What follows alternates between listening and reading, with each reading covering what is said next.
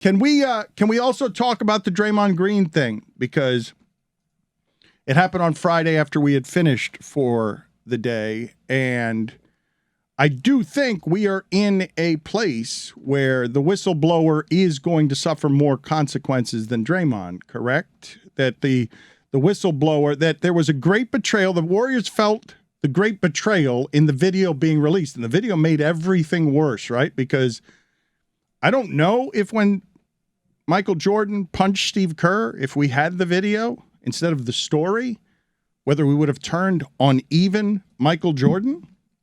No way. But Draymond Green, now that we are armed with the video, Draymond was mad that it was leaked. Steve Kerr was mad that it was leaked. And I believe there will be consequences to whoever it is that leaked that will be greater than whatever it is that Draymond Green ends up suffering here. And furthermore, and this part I found interesting in the additional reporting over the weekend, Poole hasn't forgiven him. And Chris Rock hasn't forgiven Will Smith. When you do that to somebody, as we talk about this stuff, Mike, as we talk about put the dresses on them or take the dresses off them, being emasculated like that in public in that world can be kind of unforgivable. I don't know whether Jordan Poole will forgive him or not, but I'm telling you that Chris Rock and Will Smith were friends. And they are not friends now, and they might not be friends anymore, because it's hard to forgive when someone has done that, embarrassed you that way in public, and you're Jordan Poole. Because it's one thing to hear the reports that you've been punched in the face by Draymond Green. It's another thing entirely to see Draymond Green step to you, chest first, call you a bitch again and again and again. And the moment that Jordan Poole pushes him back, he was not ready for Draymond Green's response. That's not a cheap shot. That's straight in your face.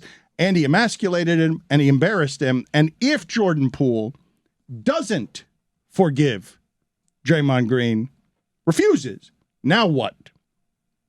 I mean, you still have to play together, right? Like, they're not going to cut Draymond Green. They're not getting rid of Jordan Poole. Like, they'll just have to coexist on the same team, right?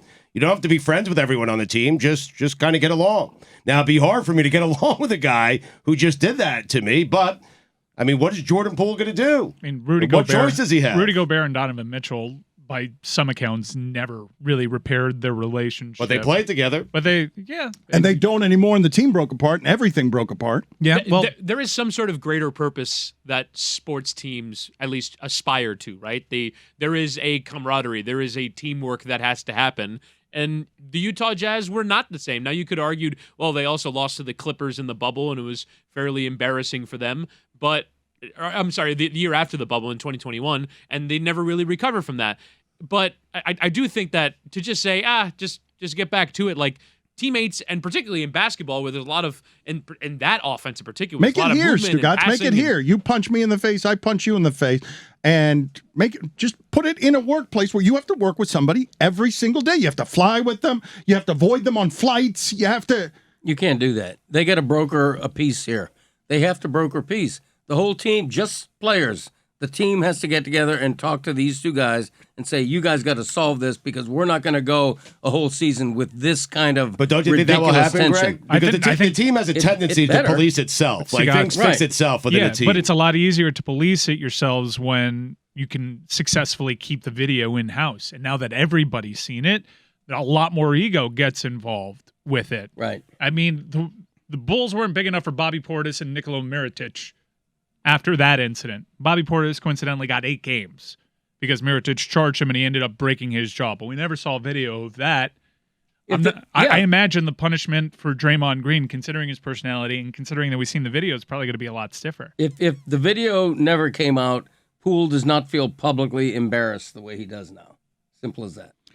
Do you guys think that it is interesting at all in any way that not just in the fandom that surrounds it, but in the epicenter of where these things boil, that Steve Kerr, who was punched in the face famously by Michael Jordan, and Draymond Green seem to both think, and everyone in that world seems to think, that the greater betrayal is the employee who leaked the video and not Draymond Green punching his teammate in the face? Like, do you not find that when I place that in front of you and say it's us seeing the crime that they seem to find more offensive than the crime? It's not surprising to me because that's whatever happens in-house within a locker room is supposed to stay right there, regardless of who witnessed it. Right. It is amazing that their head coach is uniqually qualified to cover this situation. He is the example that is always cited. He's seen 20 of them. He's seen 20 of them, but I bet you that with just Draymond.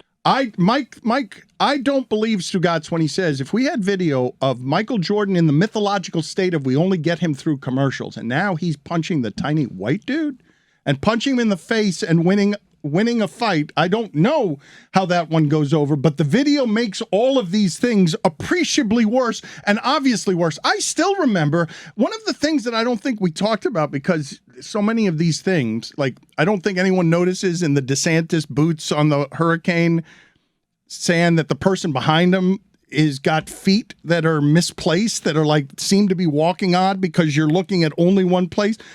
Ray Rice, when he got out of that elevator, the grace with which he placed an unconscious person's foot in the elevator door so that his wife, so that he could go and retrieve things from the elevator, looked like someone who was savvy enough to know, like it wasn't the first time. Done it before. Right? It's what it looked like to be in a situation where you've knocked out your wife.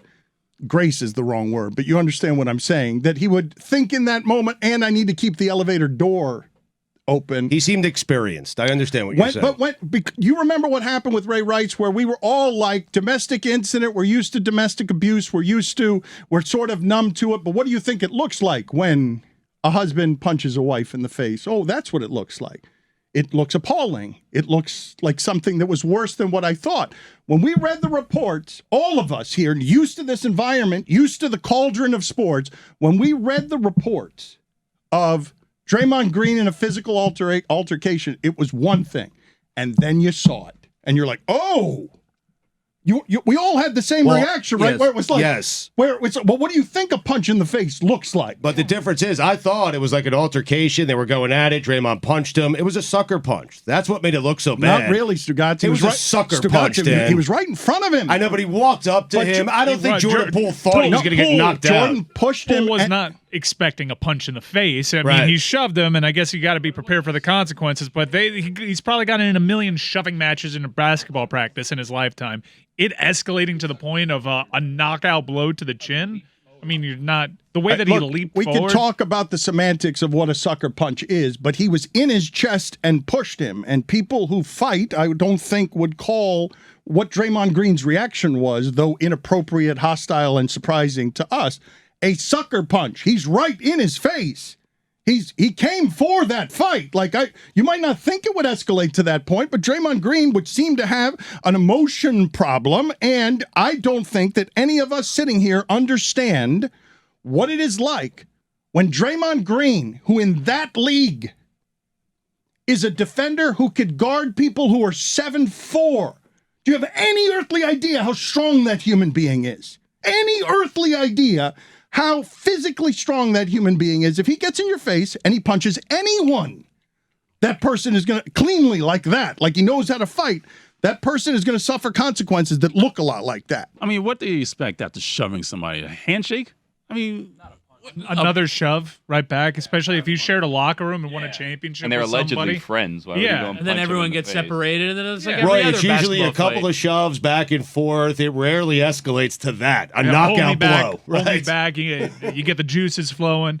I'd F you up, and then you just go on your merry way and you patch it. Maybe that's what he probably expected. I mean, a shove is provocation.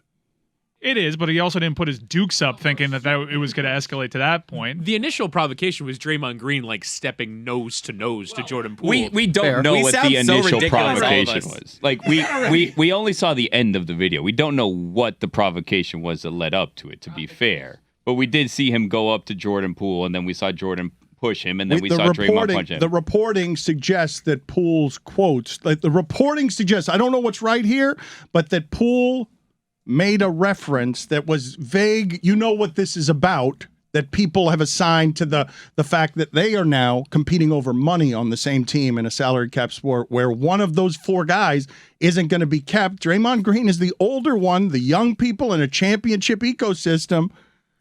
In that ecosystem, Draymond might get discarded here. Might be too much of a problem because of his age. That's what Stephen A. has already posited on television, that Draymond is under the impression this is his final year with the Warriors and he wants to go to the Lakers. He So wants he's to taking it out on Poole. He wants to continue the team up with LeBron James. He's probably more inclined to burn bridges over in Golden State if he's of that mindset. Draymond Green is volatile under all circumstances. He's one of because of his volatility, he's much more famous than he deserves to be, given what he does for a living. Defensive players, as we've mentioned, don't get that kind of fame. His mouth and his willingness to court controversy, to invite conflict, to seemingly need it, as far as I can tell. Because you keep telling me that the Golden State heart and soul furnace around those shooters is the defense that Draymond Green brings that doesn't have a lot of precedent. I mean, it is. He can guard your 5. He can guard your 2. He's defensive player of the year. He'll rebound. He'll give you assists, steals. He does the dirty things, the little things that help a team win. A team like that helps that team win. That team needs what he provides. No matter the champion, though. Somebody playing that role throughout the history of sports doesn't get that platform, that fame, Rodman had that notoriety. Yeah, but go ahead, name them all. There aren't many. Like Ben Wallace doesn't get it, and Rodman. Look at the lengths Rodman had to go to in order to get it. Draymond Green has been rewarded in every way for the way that he is. Draymond Green hasn't suffered much in the way of consequences for the way that he is, even I say that, as he cost them a championship. He was kicked out of the finals. Yeah, but continue to play and get paid and win championships afterward and run off Durant afterward. The net result... He also got Durant, The net result of Draymond getting kicked out of that game was welcoming Durant, who he then kicked off of that team. He's really done it all. I mean...